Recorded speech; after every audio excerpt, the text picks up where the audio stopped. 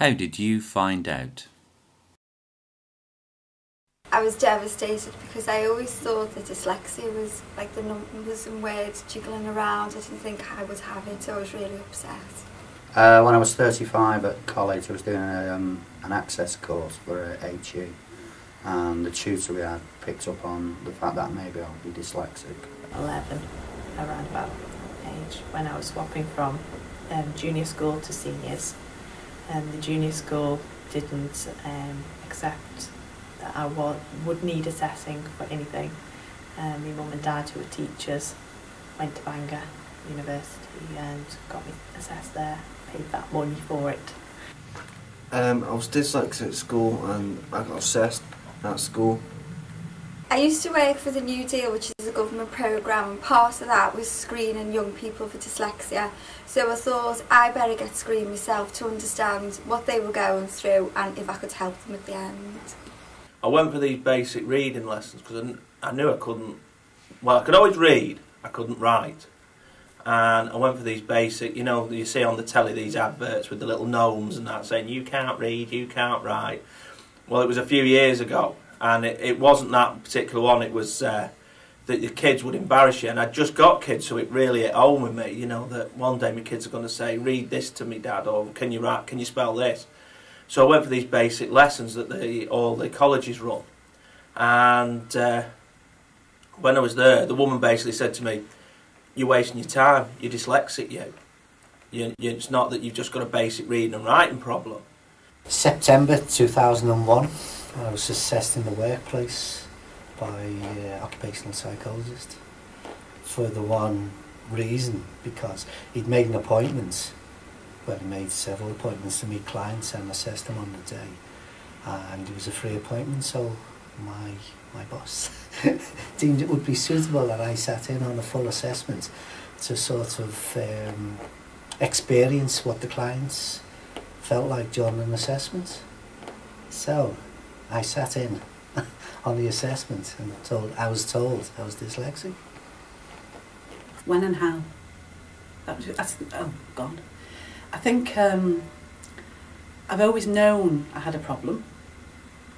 I've never ever would have contributed to being dyslexic, but I always knew that when we were in meetings listening to information being given out verbally, or if it was written up on a flip chart, I was probably the last person to be able to get it. Everybody else would come up with a solution and I'd be still there thinking, what was that all about really? Then, through a series of events within the LSC, more and more read about dyslexia. I'm thinking that's definitely something that I'd like to be interested in by making providers aware about it, and decided to go on a course myself, only to find out in the course that I was potentially dyslexic, and I think then I was 50 years of age.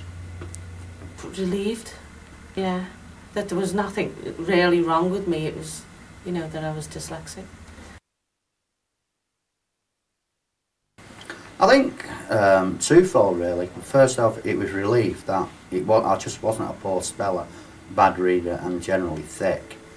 But secondly, I didn't know a lot about dyslexia, what it was. Obviously I'd heard of it, but I didn't know that it had the effect on people. Just thought it was down to poor spelling and reading. I now know that there's far more to it than that. Real mix, real strange mix of emotions. Because of course you're always worried that you're going to say, you're not dyslexic, you're just thick. I mean, that's the real big one, because you think, you all like to think we've got a problem, but if you just say, oh no, you've got no problem, you're just stupid, well, you've confirmed it, you know what I mean? So, I was really worried, and you think, well, once you're told, yeah, you're dyslexic, you're going to be really happy, but I was quite upset about it in a way, because, well, I'm now 40, well, I'm 41 this year, so and this was 2 years ago I came here in the first place. So for 39 years I've been told I'm thick. When I found out I was dyslexic, it was like Pandora's box opening. I wanted to do and learn everything that I've missed out on. Your feelings, I was quite young, beginning to get into teenagers, so it was a bit confusing, but the main feeling was it was just a middle class way of calling me thick, because obviously my mum and dad paid for it.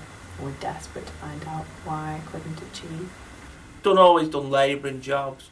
Never thought myself, because everyone's told me, you can't do things. So you don't even attempt to do it. You think, well, I could, but if everyone's telling you, you think, well, I can't do it. So a real mix of emotions. But it's embarrassment that you're caught out. It's always that fear that you're going to be caught out, and you're going to be ridiculed.